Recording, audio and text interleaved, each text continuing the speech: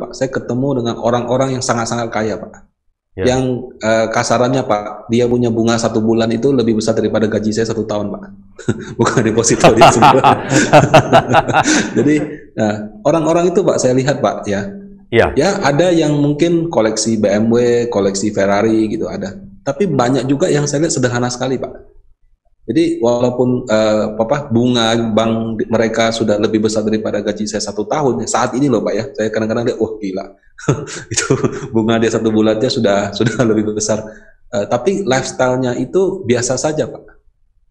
Selamat pagi, sahabat bisnis dan profesional, para tribuners yang saya hormati dan saya muliakan semuanya. Pagi hari ini yang luar biasa sekali, Tribun Medan akan bedah bisnis di acara topik yang luar biasa, yaitu Kiat Sukses Kelola Keuangan ala Panin Asset Management. Nah, di studio telah bersama saya secara live dari Jakarta dengan Tribun Medan ada Pak Rudianto. Ya, beliau adalah direktur yang membawahi pemasaran retail dan operation PT Panin Asset Management, yang tentunya beliau juga adalah Wakil Ketua 1 Perkumpulan Wakil Manajer Investasi Indonesia periode 2016 sampai 2019 dan lanjut lagi sampai periode 2022. Beliau juga adalah anggota Dewan Pembina Yayasan Lembaga Sertifikasi Profesi Pasar Modal Indonesia periode 2019 sampai 2022 dan juga adalah tim pengajar dan Asosiasi Pengelola Reksadana Indonesia. Beliau juga adalah penulis buku yang diterbitkan oleh Alex Media, Gramedia Group. Ada beberapa buku, Sukses Secara Finansial dengan Reksadana, itu 2013. Ada buku Fokus dan Finish 2015. Dan Reksadana untuk Pemula 2016. Reksadana untuk Pemula 2 2017. Dan Reksadana Pahami dan Nikmati terbit 2019. Ya, luar biasa profil beliau, pengalaman beliau.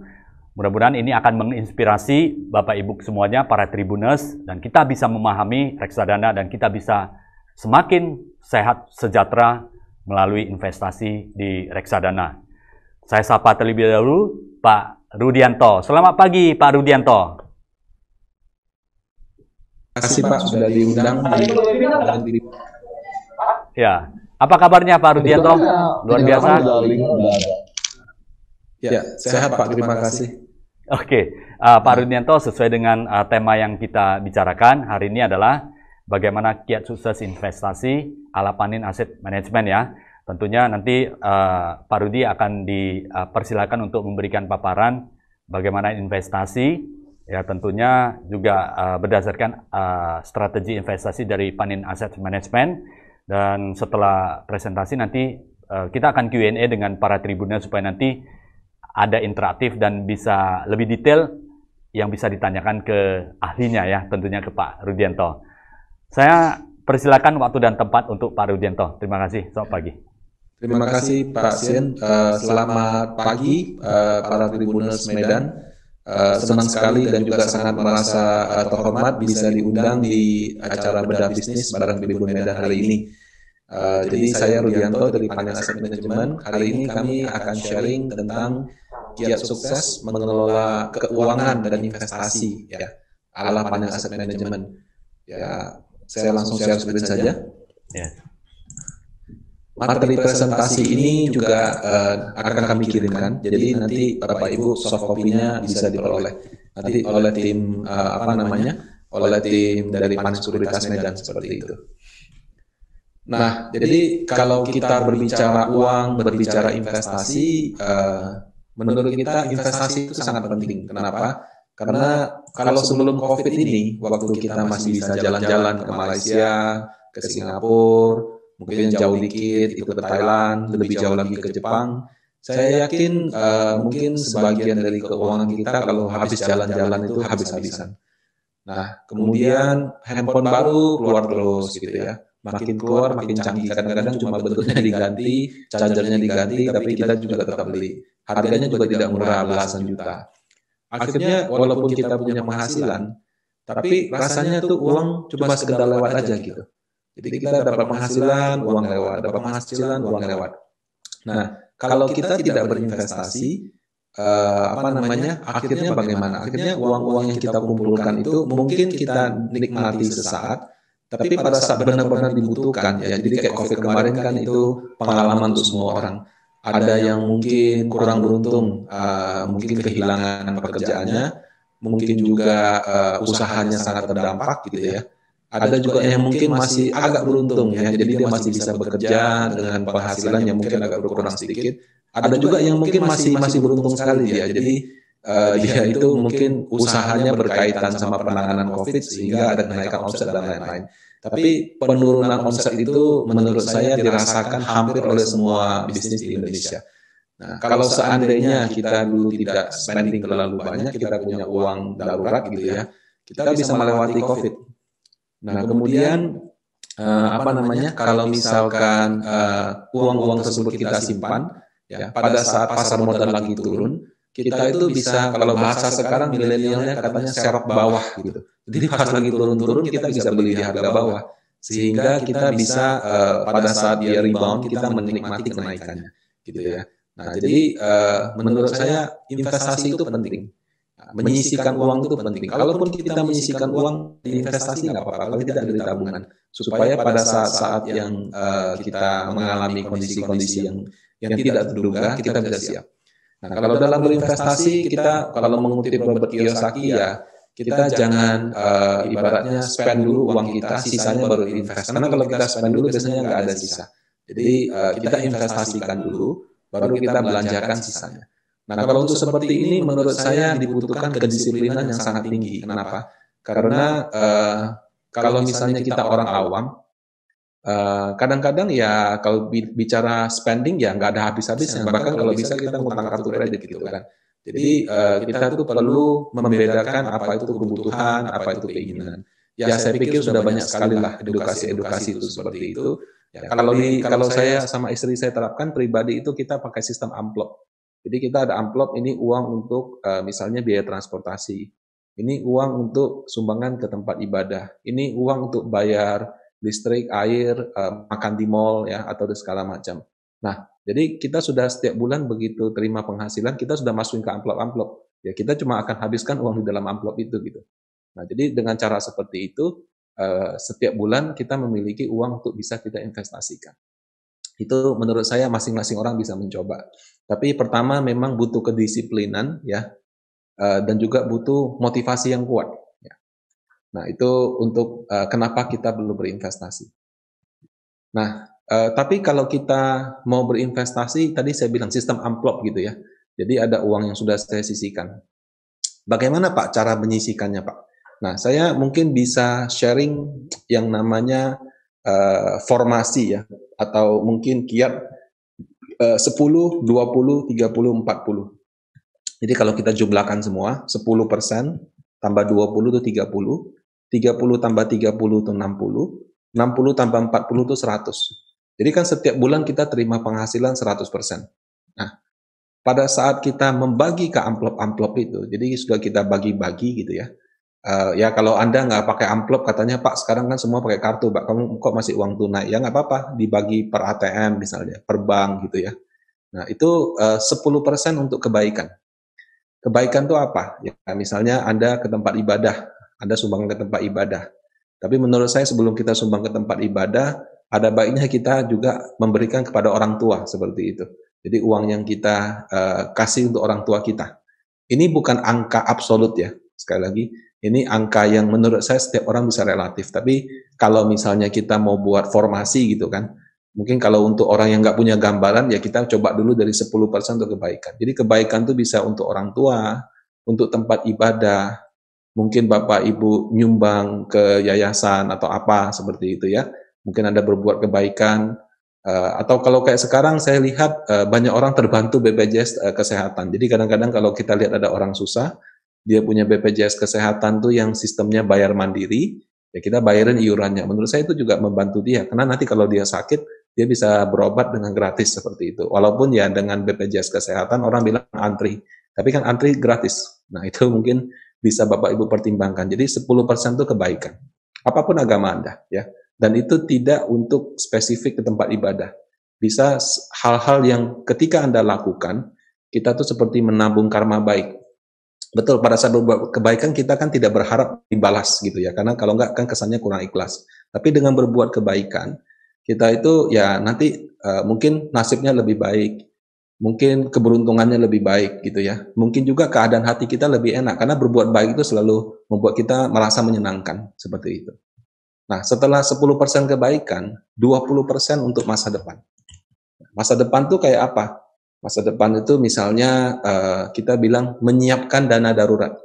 Ya, jadi kondisi pandemi COVID-19 ini mengajarkan kepada kita, kalau kita nggak punya dana darurat, mungkin kita kehidupannya akan sulit. Kenapa? Karena penghasilannya pada waktu berkurang, kita nggak bisa bayar cicilan, bahkan lebih parah untuk kebutuhan aja kita harus ngutang. Jadi punya dana darurat itu bagian dari masa depan. Nah, kalau misalnya untuk yang agak lebih gitu ya, mungkin penghasilannya lebih baik, dana-dana yang kita simpan untuk masa depan itu juga bisa menjadi suatu kesempatan investasi.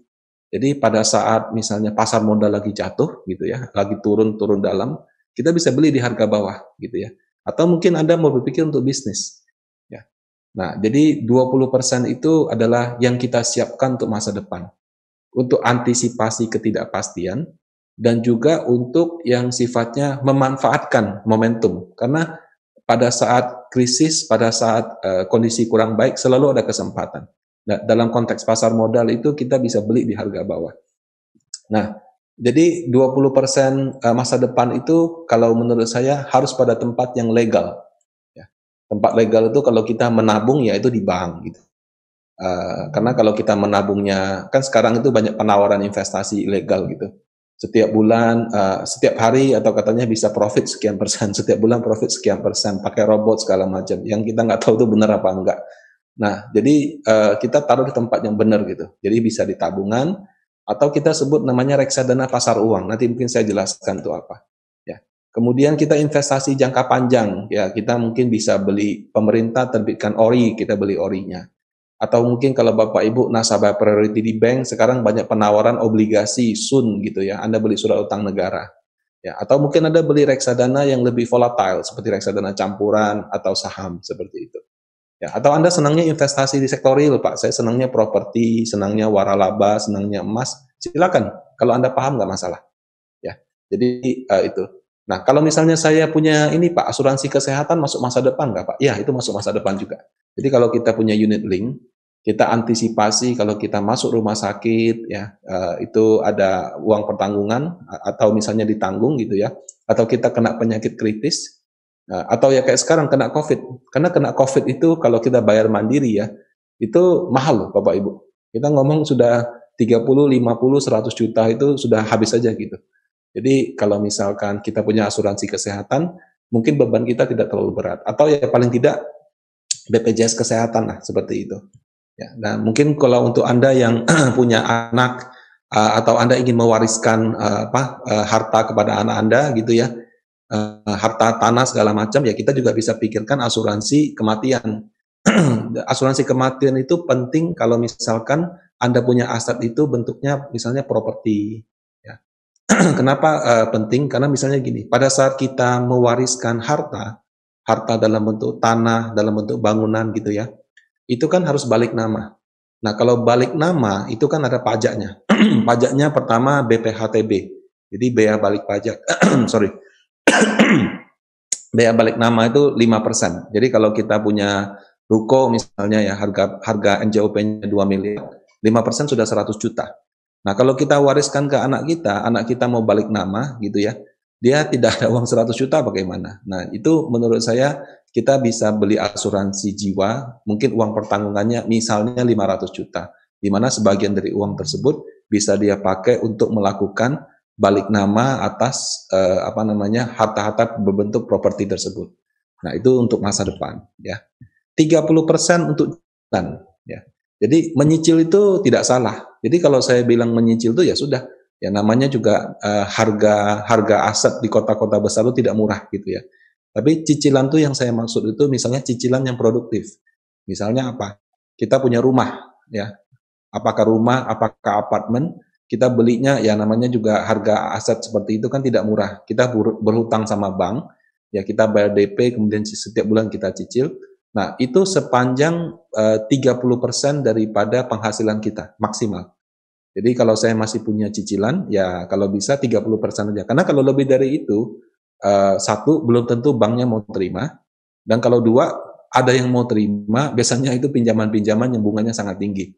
Ya, jadi kalau misalnya pas ketemu situasi nggak bagus, kita punya cicilan lebih dari 30%, bisa saja kehidupan kita itu sangat-sangat terpengaruh. Kenapa? Karena bisa aja kita punya investment yang kita taruh untuk jangka panjang, karena harus bayar cicilan, terpaksa kita cairkan walaupun dia sedang rugi. Ya, jadi cicilan itu boleh, tapi maksimal 30%. Baru sisanya kita untuk kebutuhan. Ya. Jadi orang mau berinvestasi itu nggak harus pelit. Orang mau berinvestasi itu juga bukan berarti nggak bisa foya-foya atau nggak bisa hidup enak gitu.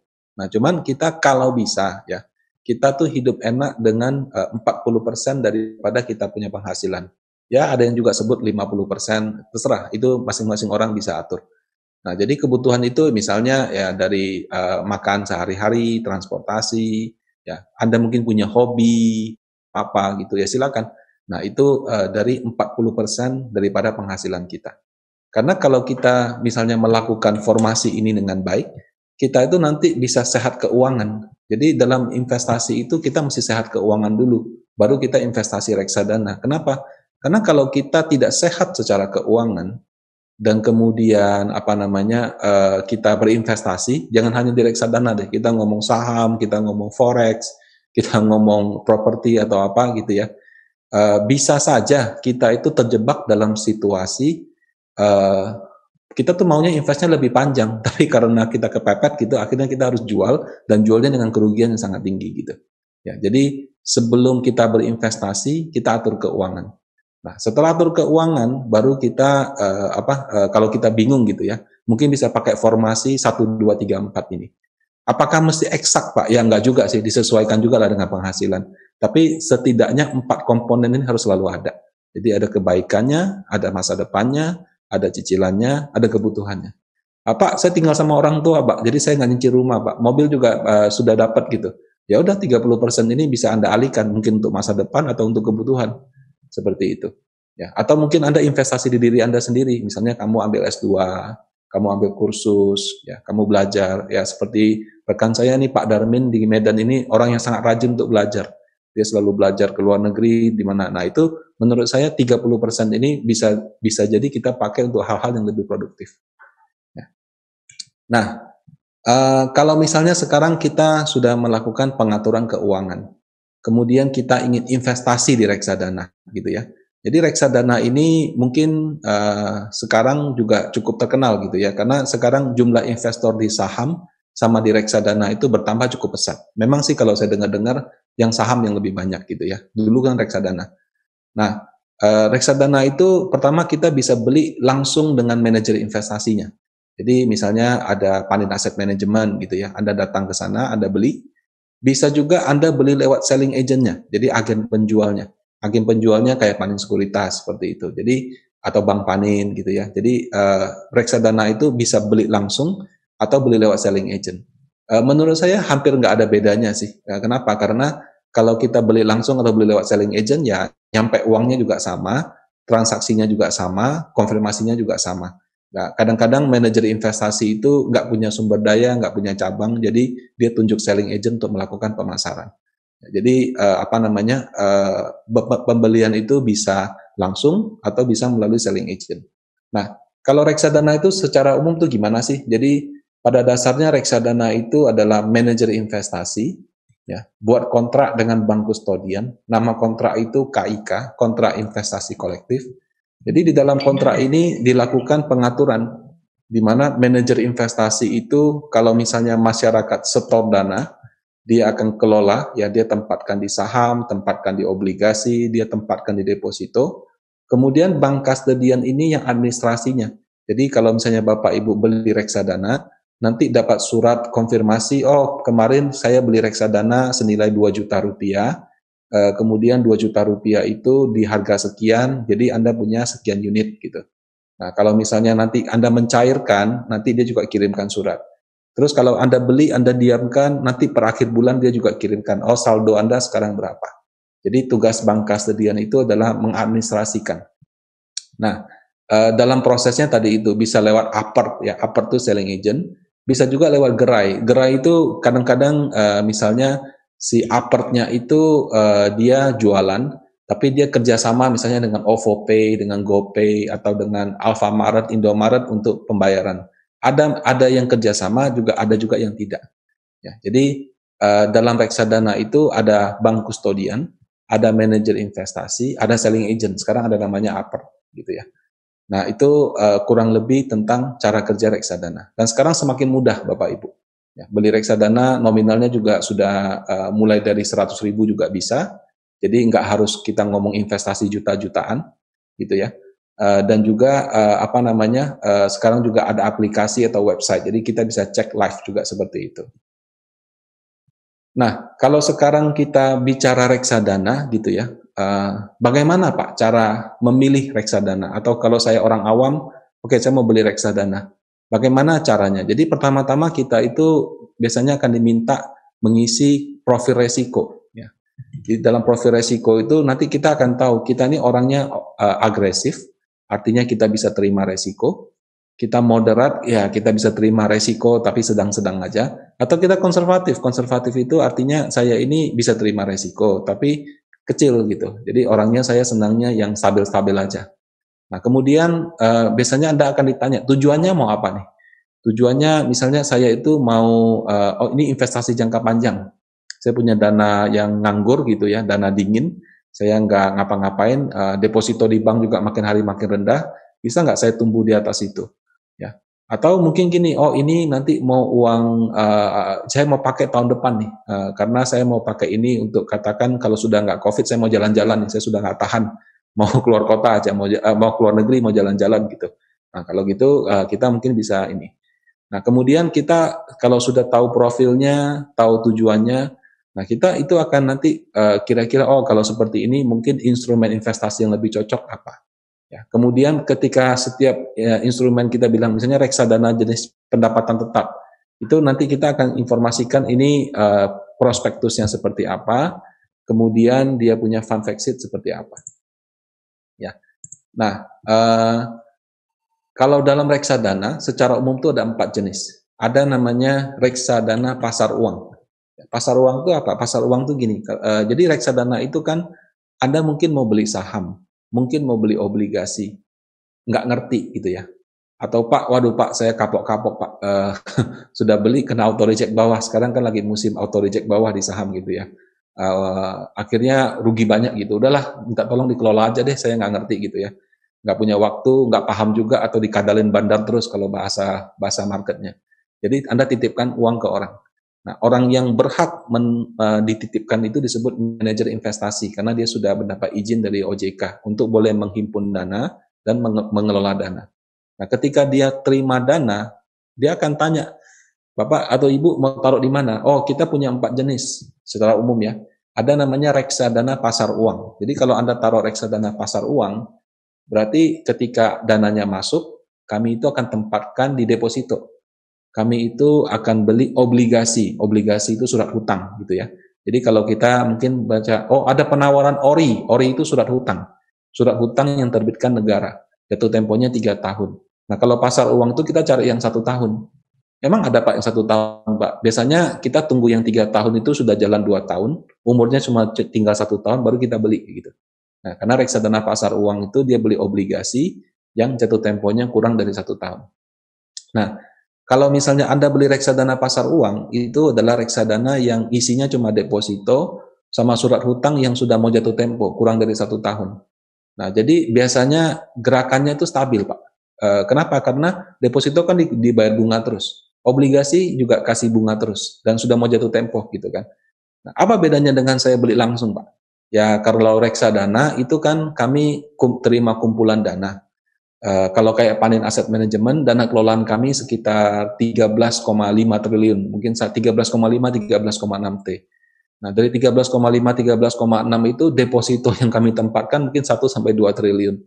Jadi kami kalau datang ke bank, ibaratnya nasabah priority gitu. Karena nasabah priority, bunganya kami lebih tinggi.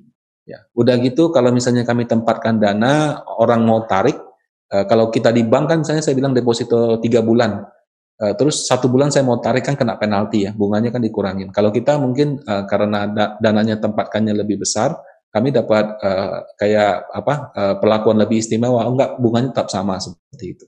Ya, jadi reksadana pasar uang itu kayak Anda tempatkan di manajer investasi, tapi kayak deposito. Cuma bedanya bisa dicairkan kapan saja. Dan kalau misalnya Pak, uang saya 100.000 Pak, sama uang saya 1 M sama nggak? Oh sama kalau di reksadana. Jadi di reksadana itu nggak ada perbedaan perlakuan. Anda mau taruh 100.000, Anda taruh 1 M, ya sama. Kalau di bank kan beda. Saya mau taruh 100.000 deposito, nggak bisa Pak. Deposito mungkin sekarang minimal 8 juta. Sementara kalau kita taruh 1 M, ya pasti sudah masuknya sudah bukan lewat pintu biasa, lewat mungkin pintu yang prioritas gitu. Kalau reksadana secara rate, ya secara persentase, kalau misalnya dia untung 1%, ya semuanya dapat untung 1%. Yang masukin 100.000 untung 1%, yang masukin 1 M juga untung 1%, seperti itu. Nah, itu reksadana pasar uang. Ini cocok kalau misalnya orang mau kayak dana darurat. Ya, jadi, Pak, ini dana darurat saya, Pak. Kalau ada apa-apa saya mau tarik cepat, saya nggak mau ada resiko. Ya. Atau misalnya, Pak, ini saya terus terang saya taruh standby aja sih, Pak. Kalau nanti sahamnya turun jauh, saya mau beli pakai uang itu. Nah, itu juga bisa.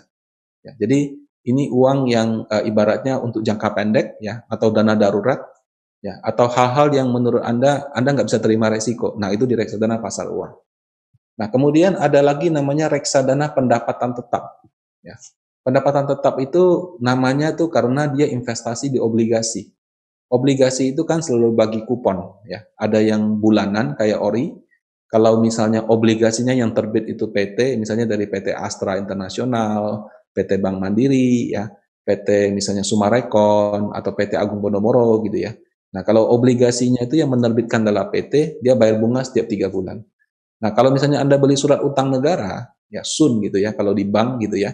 Nah, itu dia bayar bunganya setiap 6 bulan. Kalau kita bahasanya kuponnya 6 bulanan gitu.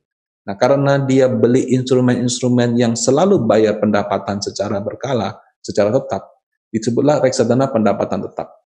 Nah, waktu reksadananya dia beli obligasi, terima kupon, dia bayarin ke investor nggak? Tergantung.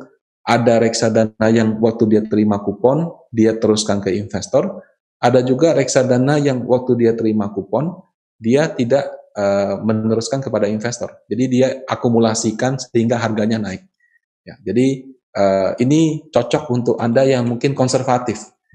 Apakah dia harganya bisa turun? Bisa, Pak. Jadi kalau misalnya kita beli obligasi, kalau jatuh temponya 1 tahun, itu biasanya harganya sudah di situ-situ aja, nggak naik, nggak turun, karena sudah mau jatuh tempo kan dikembalikan.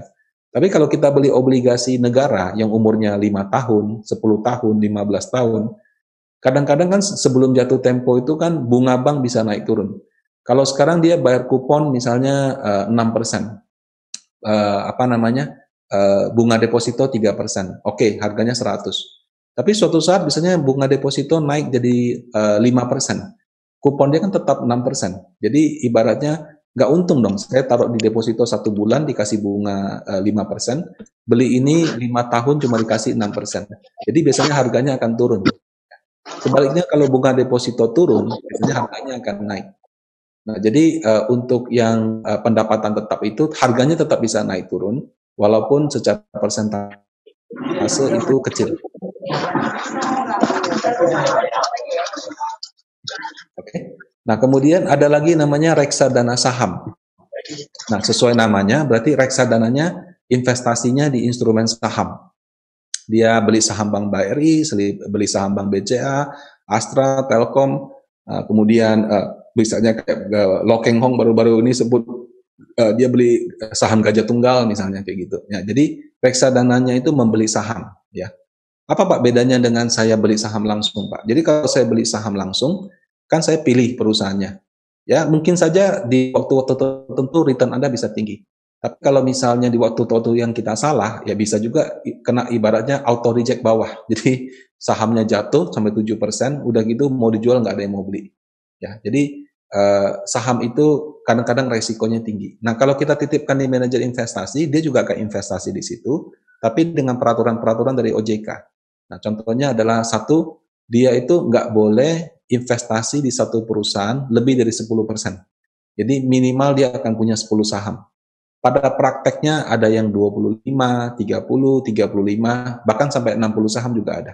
Ya, jadi ketika Anda titipkan, dia akan investasikan saham dan dia diversifikasi, sehingga kalau misalkan ada saham yang jatuh nilainya ya, diharapkan ada yang naik sehingga persentase penurunnya tidak terlalu dalam seperti saham. Dan karena dia punya banyak saham, kalau kita mau cairkan, biasanya itu tetap bisa seperti itu. Ya, kalau di peraturan itu ketika nasabah bilang dia taruh di reksadana, dia mau tarik uangnya, peraturannya adalah maksimal 7 hari kerja harus dibayar. Nah, kalau di reksadana itu biasanya antara 2 sampai 3 hari kerja sudah dibayar. Kalau pasar uang lebih cepat. Anda cairkan hari ini, besok sudah keluar. Nah, jadi itu saham. Jadi resikonya tinggi karena dia investasi di saham yang juga naik turunnya tinggi. Ada lagi yang campuran. Campuran itu berarti dia campur-campur. Ada depositonya, ada obligasinya, ada sahamnya. Jadi ini cocok untuk orang yang moderat. Nah, sekarang kalau misalnya saya mau investasi, Pak, bagaimana Pak sebaiknya, Pak? Ya, sebaiknya sih kita memang melakukan, kalau saran saya ya, kan kebetulan saya sudah kerja di industri ini dari tahun 2005. Jadi saya lulus kuliah, udah kerja di perusahaan research-nya meneliti reksadana. Saya kerja di situ 5 tahun, ya. Saya belajar banyak. Jadi di Indonesia itu yang namanya reksadana hampir tidak ada yang konsisten. Artinya apa? Bisa aja kita bilang reksadana saham ini bagus. Ya, dia bagus tahun ini, bagus tahun depan, belum tentu tahun depannya lagi dia bagus. Bisa jadi dia jadi jelek. Kemudian ada juga reksadana yang jelek sekali performance-nya. Tiba-tiba tahun depan bisa bagus. Jadi sangat sulit untuk menemukan reksadana yang konsisten performance-nya di Indonesia. Jadi kadang-kadang dia bisa bagus, terus di tahun berikutnya dia jadi kurang bagus. Ya, ada sih yang bisa bertahan gitu ya, tapi juga enggak, konsistensinya biasanya nggak panjang. Terus yang nomor 2, marketnya sendiri juga tidak konsisten. Jadi kalau kita misalnya lihat saham lagi naik, belum tentu tahun depan dia akan naik. Bisa juga dia akan stagnan bertahun-tahun seperti itu. Ya, jadi produk performance-nya itu kadang-kadang tidak konsisten, ya. Kemudian marketnya sendiri. Jadi kadang-kadang orang bilang investasi saham itu jangka panjang, betul. Tapi kita mungkin akan mengalami jangka pendek menengah di mana dia tidak kondusif, sehingga hasil investasi kita kurang begitu menguntungkan. Nah, jadi kita itu sarannya bagaimana, Pak? Nah, menurut saya dari pengalaman saya ya, dan juga setelah itu kan saya bekerja di perusahaan manajer investasi. Yang paling baik, mungkin bukan yang paling maksimal returnnya, tapi yang menurut saya lebih bijaksana gitu adalah melakukan diversifikasi. Diversifikasinya gimana Pak? Jadi kita bisa sesuaikan sama profil, kondisi keuangan, sama tujuan. Nanti ada simulasinya, tapi saya pikir kalau kita yang awam ya, kita mungkin bisa pakai prinsip 1, 2, 3, 4 juga. Jadi kalau nanti setelah kita dinilai profil resiko, kita orang yang konservatif, berarti 10% di reksadana saham, 20% di reksadana campuran, 30% di reksadana fixed income, 40% di reksadana pasar uang. Ya, kenapa? Karena saya konservatif. Kenapa Pak saya harus punya reksadana saham Pak walaupun saya konservatif? Menurut saya dengan punya 10%, kita itu bisa belajar ya, atau bisa juga mungkin kalau pas sahamnya lagi naik, ada porsi portfolio kita yang untung di situ. Ya, jadi memiliki 10% di saham dan 20% di campuran dengan profil kita yang konservatif, menurut saya itu pada saat-saat tertentu, ketika saham lagi bagus, kita bisa menikmati keuntungan. Tapi kalau saham lagi jatuh, masih ada 70% saya punya investasi yang masih mungkin oke, seperti itu. Karena pada saat saham lagi turun, kadang-kadang pendapatan tetap naik, kadang-kadang juga turun, tapi turunnya nggak dalam. Ya. Jadi contoh kayak tahun 2020 kemarin, sahamnya itu rugi mungkin belasan persen, pendapatan tetapnya untung 10%, 8-10%. Kemudian ada juga tahun di mana sahamnya turun belasan persen, pendapatannya juga turun, tapi turunnya cuma 2-3%. Ya, jadi kalau kita konservatif seperti itu. Nah, kalau misalnya saya moderat, ya 10% di pasar uang, 20% di saham, 30% fixed income, 40% campuran. Nah, kalau saya orangnya agresif, gitu ya 10% pasar uang, 20 fixed income, 30 campuran, 40 saham. Kenapa saya sudah agresif tetap perlu fixed income ya, tadi itu saya katakan marketnya sendiri tidak kondusif. Kadang-kadang kalau misalnya kita terlalu agresif ya, betul pas lagi sahamnya rebound gitu ya, apalagi pas kemarin lagi musim saham pom-pom, banyak influencer rekomend saham ini naik, rekomend saham ini naik, banyak orang pamer di Instagramnya, di TikToknya, oh saya untung sekian, kita ikut-ikutan beli. Nah sekarang yang pamer-pamer itu saya nggak tahu masih pamer lagi apa enggak, mungkin sekarang pamernya pamer rugi. Nah, jadi walaupun kita agresif, kita bisa tempatkan di konservatif. Kenapa? Karena porsi uang ini kalau pas market lagi jatuh, kita bisa pakai untuk beli saham di harga yang sangat murah. Ya, jadi melakukan diversifikasi itu menurut saya adalah pilihan yang lebih bijaksana. Kenapa bijaksana, Pak? Karena begini, kadang-kadang investasi itu kita juga ngomong suasana hati. Kalau habis kita beli saham, habis itu sahamnya turun, ya, kita rencananya mau invest tiap bulan nih, tapi setiap kali saya beli, habis itu turun 3 hari, habis saya beli turun 3 hari. Bisa saja kita jadi malas. Kenapa? Pas kita cek, oh kok rugi melulu, nggak untung-untung gitu ya. Nah, jadi supaya kita suasana hatinya untuk tetap investasi jangka panjangnya kita pertahankan, kita perlu investasi yang saya invest masih naik gitu. Nah, jadi dengan membagi ke beberapa jenis aset yang berbeda, itu kita bisa menjaga suasana hati supaya rencana kita investasi jangka panjang itu bisa terus diselesaikan sesuai dengan tujuan kita. Nah, jadi kurang lebih materi presentasi dari saya. Kita juga secara berkala mengadakan kegiatan-kegiatan edukasi. Kalau misalnya Bapak Ibu tertarik, bisa follow di akun media sosialnya Panen Aset di link di sini. Ya, kurang lebih seperti itu aja dari saya, Pak Sien. Semoga yang saya bawakan bermanfaat, Pak. Ya, luar biasa, itu, Pak Rudianto. Terima kasih paparannya untuk strategi investasi melalui reksadana ya.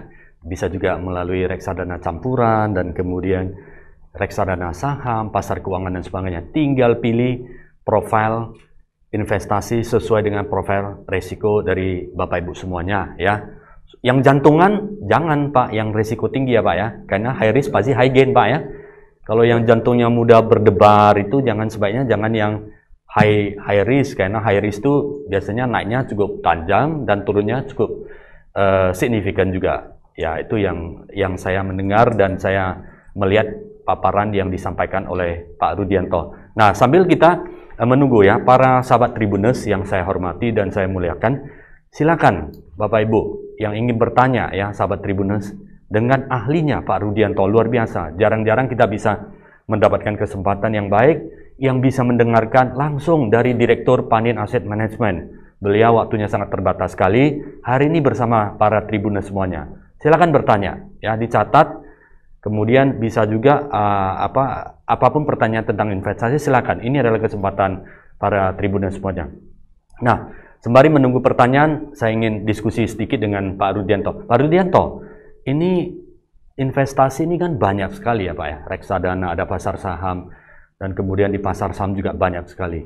Mengapa Pak Rudi bisa tertarik dengan dan fokus ya, tulisan Pak Rudi sangat banyak di investasi khususnya di reksadana. Apa yang membuat ini menjadi menarik bagi Pak Rudi?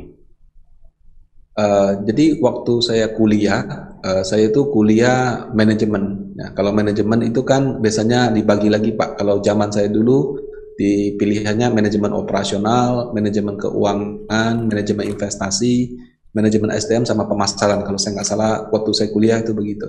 Iya. Nah waktu itu saya terus terang tertarik dengan keuangan gitu ya. Keuangan itu kan sebenarnya finance Pak, sama investment itu ya 11-12 lah gitu. Mirip-mirip tapi tidak sama persis gitu. Nah kemudian pada saat saya ambil manajemen keuangan itu ada mata kuliah manajemen investasi yang saya coba ambil. Nah ternyata menurut saya menarik juga ya, saham seperti itu gitu ya. Nah kemudian pada waktu saya kuliah dulu Pak, saya waktu itu terinspirasi Pak, ada satu orang berbicara di televisi Metro TV waktu itu. Dan kebetulan yang bersangkutan itu kerja juga di dunia investasi. Nah, jadi itu menginspirasi saya, Pak. Nah, pada saat saya di semester terakhir, Pak, saya kan waktu itu waktu lowongnya cukup banyak. Jadi saya magang, Pak. Kebetulan magang dapatnya perusahaan research tentang investasi.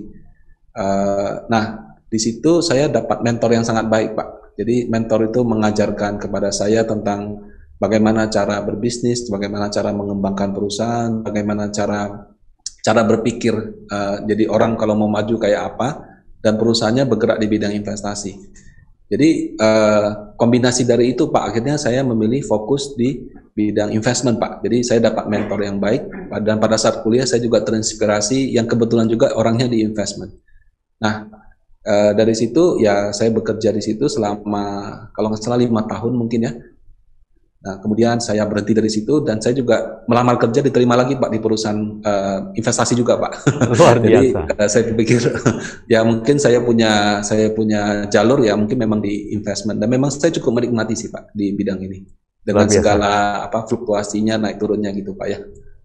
Selama banyak waktu di investasi waktu ya maupun pemikiran di pasar keuangan, pasar saham ini Pak, pengalaman Bapak seperti apa? Misalnya, apakah untuk mengatur hidup lebih makmur dan sejahtera itu, apakah ada tergantung dengan income dari seseorang atau ada faktor pengaruh apa? Biasanya konsep, tadi kan ada Bapak sampaikan konsep 10, 20, 30, dan 40 ya Pak ya. 10 untuk kebaikan dan masa depan dan cicilan, dan kemudian yang kebutuhan pokok itu sebaiknya di fokus untuk kesejahteraan dan sebagainya di 40% supaya kita bisa nikmati juga kan. Misalnya terlalu banyak dana tapi nggak bisa nikmati, sekarang hidup kita untuk apa? Ada pertanyaan seperti itu kan. Nah, apakah itu ada korelasinya dengan jumlah pendapatan kita? Apakah dengan pendapatan seperti seorang staff atau seorang pekerja biasa itu relevan nggak untuk menerapkan 10, 20, 30, 40 Pak? Ya. Ini pengalaman saya sendiri juga sih Pak. Ya kan saya juga kerjanya dari bawah kan Pak ya. Saya kalau nggak salah dulu saya magang tuh 6 bulan nggak digaji Pak. 6 bulan nggak digaji. 6 bulan nggak digaji waktu saya magang. Karena waktu saya masuk di perusahaan yang pertama itu kantornya masih di garasi Pak. Nah, jadi waktu itu bosnya bilang ya saya cuma bisa terima magang, saya nggak bisa gaji. Kamu mau ambil nggak? Ya sudah. Nah, waktu itu saya banyak waktu lowong Pak. Ya udahlah daripada nggak ada kerjaan, saya ambil aja gitu. Nah kemudian pelan-pelan ya income-nya juga naik gitu ya Pak. Nah, saya merasakan Pak kerja dari gaji UMR sampai dengan mungkin gajinya di atas UMR kayak sekarang Pak gitu ya. Satu hal yang saya belajar Pak, memang benar Pak kalau misalnya gaji kita itu baru mulai Pak, untuk menabung itu sulit ya. Karena mungkin habis untuk kebutuhan, untuk sewa atau apa gitu. Tapi saya juga melihat sendiri pada saat income saya naik Pak, ternyata tabungannya tetap nggak ada Pak. Jadi saya dulu misalnya contoh kita terima misalnya 5 juta rupiah. Wah, kita merasa menabung itu susah atau apa. Pada saat income kita misalnya jadi 8 juta atau 10 juta, tetap sama aja Pak keluhannya. Ya, jadi saya merasakan pada waktu income saya naik, kok jumlah uang yang saya tabung itu lebih sedikit Pak daripada waktu income saya belum seperti sekarang. Nah, akhirnya saya sama istri saya sepakat, ya udah deh kayaknya kalau kayak gini nggak bisa juga ya, karena kalau misalnya kayak nggak punya tabungan ya kita juga merasakan Pak, kadang-kadang kan ada kejadian-kejadian dalam hidup di mana butuh uang banyak, kita sendiri malah nggak punya tabungan dan kepepet seperti itu. Kita juga sudah pernah merasakan seperti itu. Jadi saya sama istri saya sepakat untuk melakukan manajemen keuangan Pak. Jadi nggak peduli berapapun income-nya ya. Jadi kita batas pas dapat uang sudah diamplopin. Itu kalau Bapak misalnya ketemu istri saya Pak, dia bisa tunjukin Pak, ini amplop untuk uang jalan, ini amplop untuk sumbangan ke gereja, ke wihara atau kemana gitu. Ini amplop lagi untuk yang ini. Jadi benar-benar setiap bulan, setiap kali gajian, dia langsung ke ATM tarik tunai, dia masukin dalam amplop. Pokoknya udah segitu dia bilang, habis nggak habis itu urusan kamu. Nah, dengan cara seperti itu Pak, kita lakukan bertahun-tahun Pak, baru ada tabungan Pak, baru maksudnya ada terkumpul aset yang signifikan. Jadi kalau kita masih staff ya dan baru mulai, income kita nggak cukup, itu memang kita harus bekerja sangat keras Pak. Ya, bekerja keras dan bekerja secara smart supaya income kita naik. Tapi pada saat income kita naik Pak, saya juga merasakan ego orang juga naik. Ya, tadinya kita mungkin belanja di pasar oke, sekarang maunya di supermarket. Nah, harga barang mahal dulu kita makan di warteg 20.000, 30.000 kenyang. Sekarang makan di restoran 200-300 ribu ya juga sama kenyangnya. Tapi kadang-kadang karena ego orang mau makannya di restoran dan akhirnya uangnya setiap bulan nggak ada sisa gitu. Jadi menurut saya ketika income kita bertambah, ya ego itu harus dikontrol Pak. Dan saya sadarnya waktu itu karena saya sama istri saya merasa kok income kita naik terus tapi nggak punya tabungannya. Nah akhirnya kita melakukan manajemen keuangan Pak. Ya jadi itu. Tapi betul Pak, kalau memang kita baru staff susah, tapi bukan berarti nggak bisa Pak. Tetap bisa aja kok. Jadi menurut saya kalau untuk bisa punya aset ya, memang pertama kita punya pikiran harus kuat. Tapi memang kalau kita baru staff, kita memang harus melakukan banyak hal supaya income kita bisa bertambah gitu Pak. Ya, jadi memang kombinasi sih Pak, seperti itu Pak Sian. Yap, luar biasa ya. Yang sahabat Tribuners ya, kita sudah mendengar dari Pak Rudianto, sekarang sudah Direktur Panin Asset Management, pernah bekerja bersama sebuah perusahaan dari garasi dan tidak digaji selama 6 bulan hanya untuk mau belajar sesuatu yang luar biasa. Nah ini sahabat Tribuners, ini adalah contoh bagaimana Pak Rudianto bisa memulai dari bawah, dari UMP ya.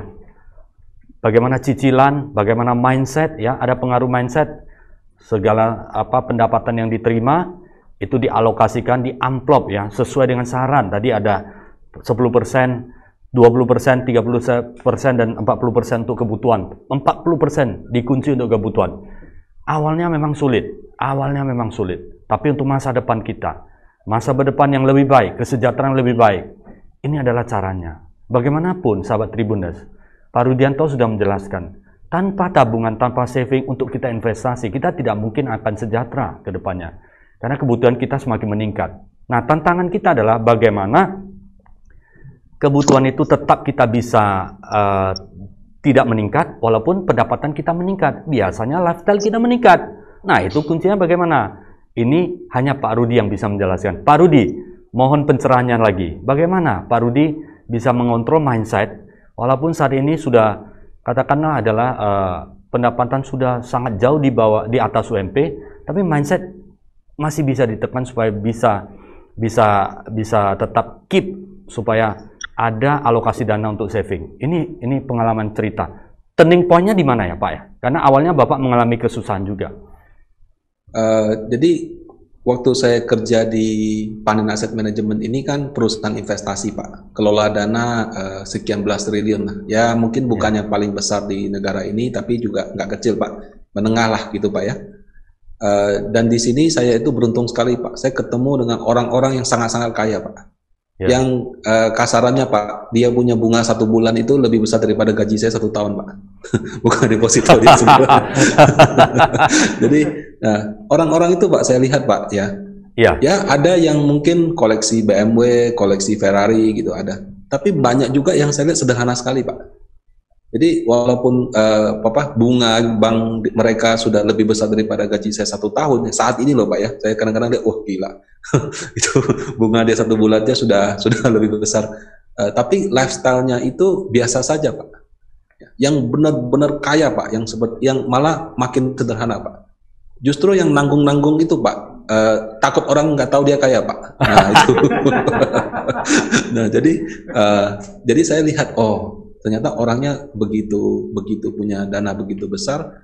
Ada yang punya dana, misalnya saya pernah diceritakan ya, dia transfer waktu itu kita sebutlah di atas 50M lah Pak. Ke banknya naik sepeda Pak. Luar biasa. Mobilnya itu mobil tahun 90-an Pak. Kayak luar gitu. Biasa.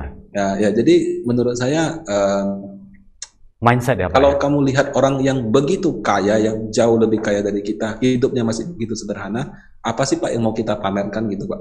Nah jadi ya kita juga mungkin tidak lifestyle-nya seperti orang pelit sekali, tidak. Tapi menurut saya nggak ada artinya kok Pak pamer-pamer begitu. Wong yang lebih kaya dari kita aja biasa aja Pak. nggak seperti itu. Jadi saya akhirnya dari sini saya belajar, yang benar-benar kaya malah orangnya sederhana Pak.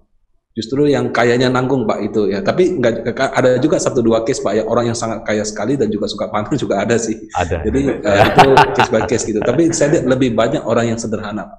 Iya. Mungkin karena kesederhanaan itu yang membuat dia mindset dan skill set dan kemudian behaviornya bisa menjadi sangat kaya raya ya. Saya melihat itu juga saya seperti banyak belajar Pak, karena kebetulan di sini saya bertemu dengan orang-orang yang wah benar-benar luar biasa Pak kekayaannya. Dan ya kebanyakan Pak dari mereka itu sangat-sangat sederhana Pak.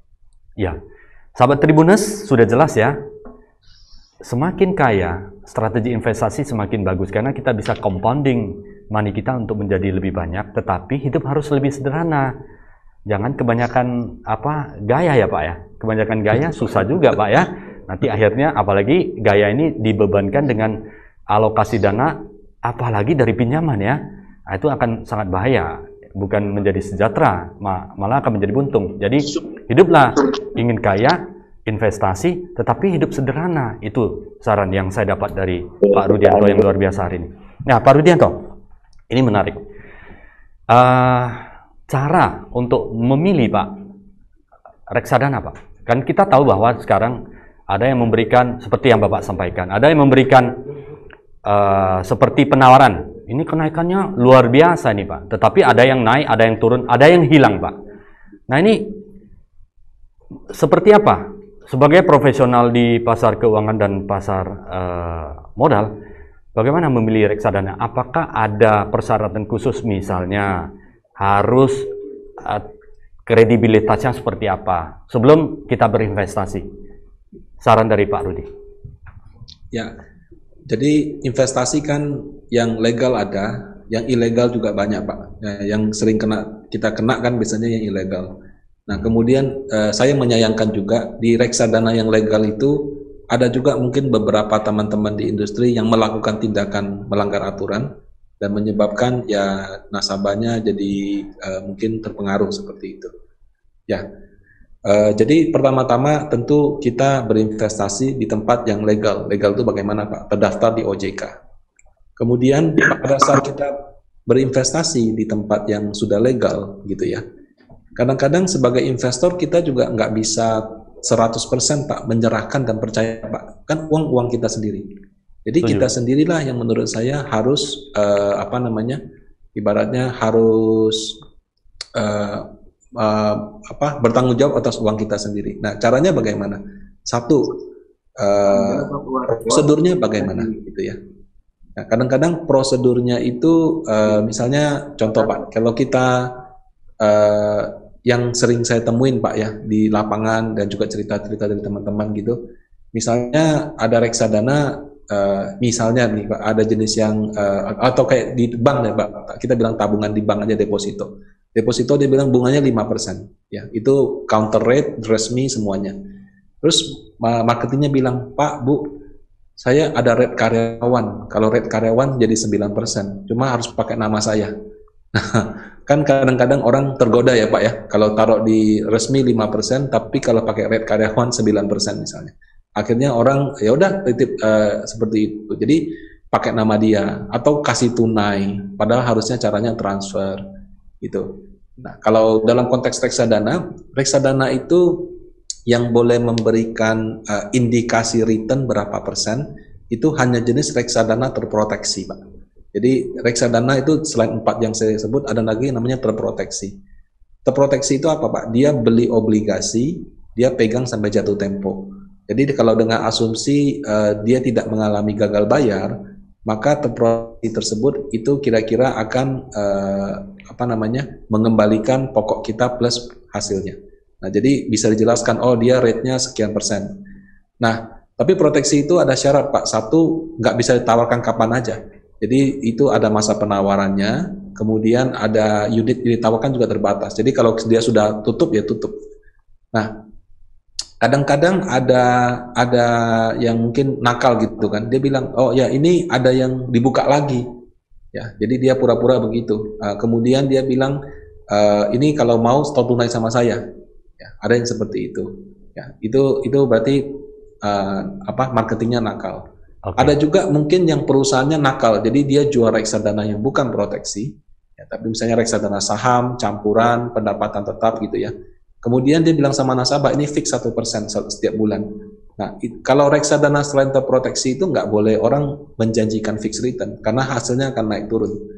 Ya, jadi kalau kita ketemu di perusahaan yang sudah benar, tapi dia itu menawarkannya itu kita merasa tidak nyaman karena tidak sesuai dengan cara yang biasanya. Misalnya contoh kita tuh harus selalu transfernya ke rekening atas nama reksadana, tapi ini disuruh transfernya ke perorangan atau kasih tunai.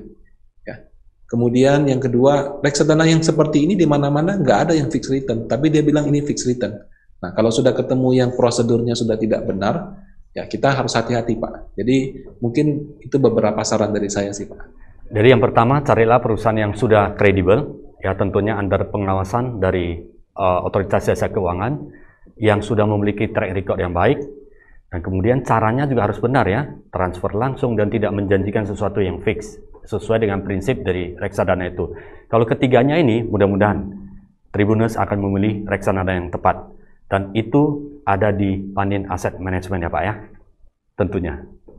Betul Pak, ya jadi prosedurnya benar dan tempatnya benar Pak. Kadang-kadang perusahaan itu kan besar, karyawannya banyak, ada aja orang-orang yang bandel kan Pak. Oknumnya ya Pak ya. Kita memang harus menjaga uang kita sendiri Pak, seperti itu. Oke. Pak, ini waktu kita luar biasa sekali, sangat menarik paparan sehingga tidak terasa juga udah cukup panjang sekali. Ini ada 2 pertanyaan Pak yang perlu Bapak sharing ke para Tribuners. Pertanyaan pertama, apakah reksadana lebih menguntungkan dari investasi emas? Dan yang langsung aja Pak ya, kedua, bagaimana prospek investasi trading Pak? Ini ada yang dari Pak Rudianto, ada cerita trading, tentunya trading saham. 2 Pak, sebelum kita nanti Pak Rudianto akan memberikan sebuah saran dan tips para Tribuners supaya bisa lebih makmur ke depannya melalui investasi. Silakan Pak Rudi, 2 pertanyaan. Baik, pertanyaan pertama ini kebetulan saya sedang nanti akan bikin presentasi dengan salah satu komunitas Pak, jadi ini materi yang saya siapkan, kebetulan berkaitan sama itu juga Pak.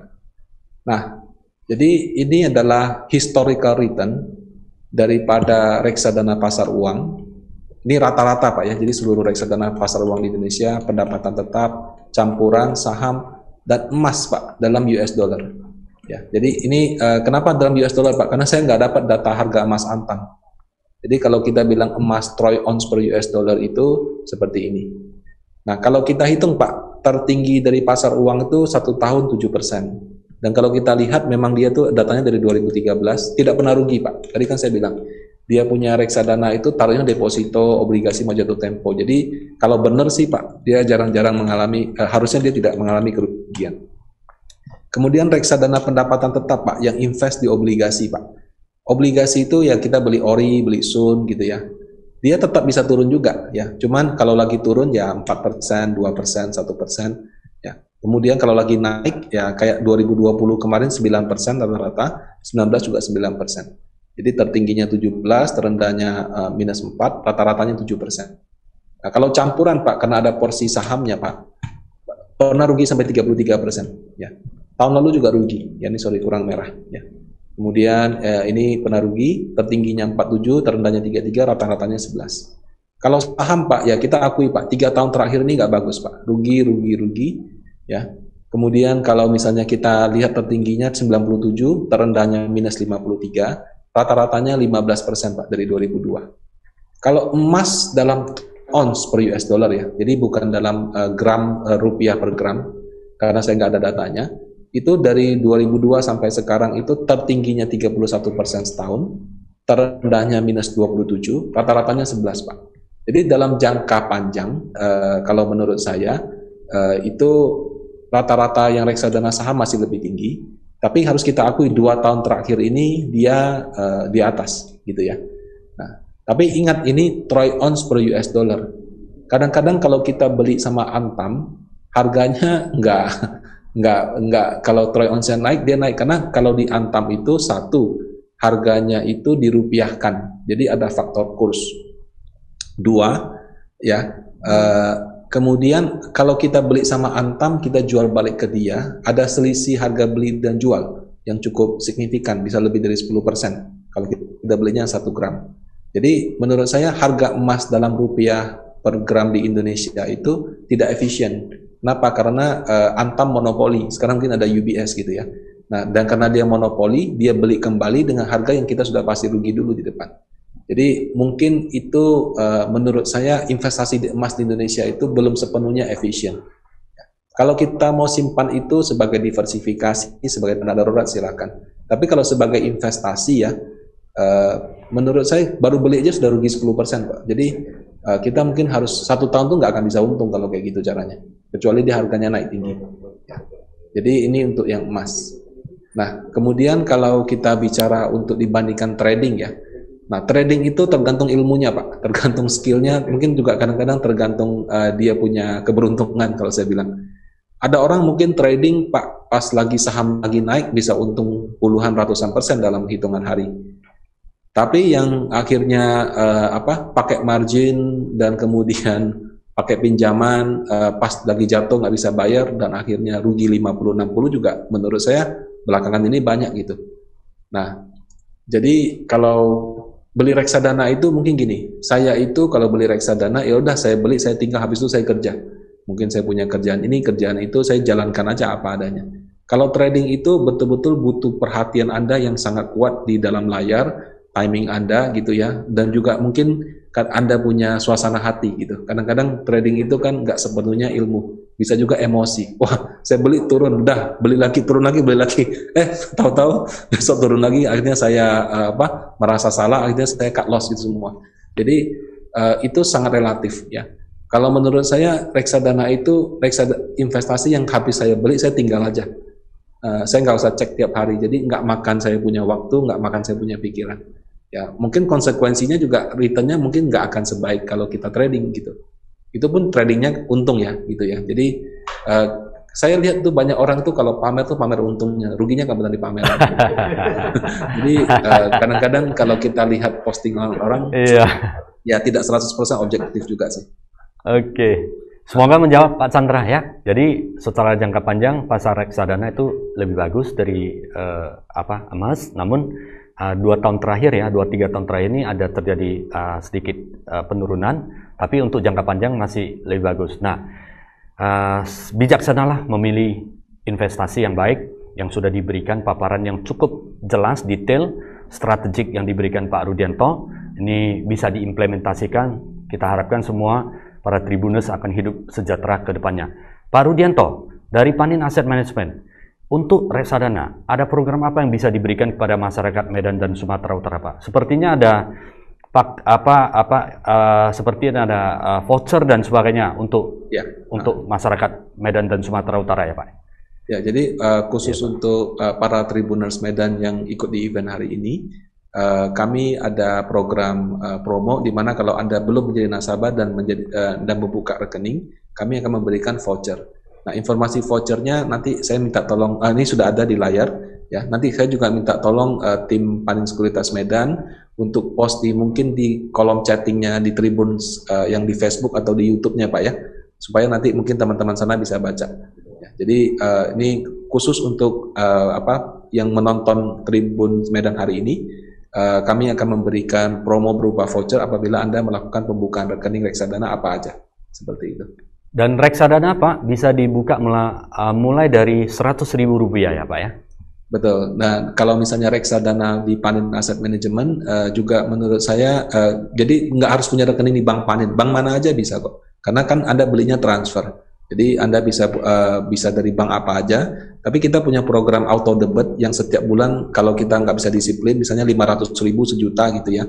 Nah itu kita kerjasama dengan Bank Panin, BCA, BRI, dan Mandiri. Jadi kalau Anda punya 4 rekening itu, Anda bisa bikin program auto debit setiap bulan pindah. Tapi kalau misalnya Anda mau timing gitu ya, ya sudah nggak apa-apa.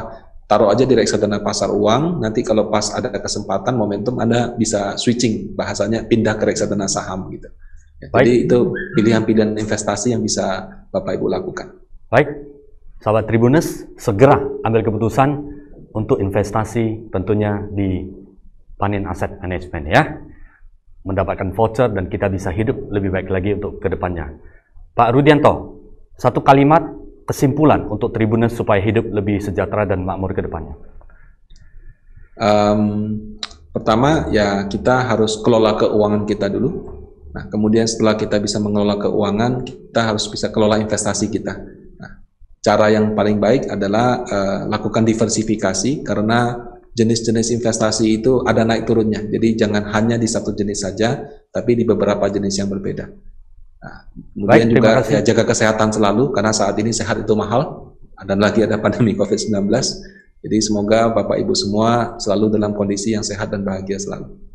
Oke, baik, terima kasih presentasi dan diskusi yang sangat luar biasa sekali dari Pak Rudianto.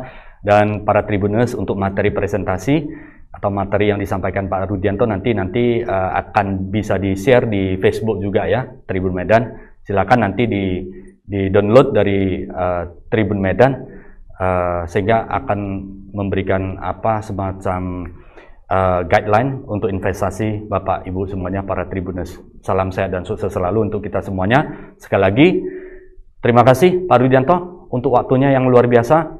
Sukses selalu untuk Pak Rudianto, tentunya Pandin Asset Management, tentunya Pandin Sekuritas juga.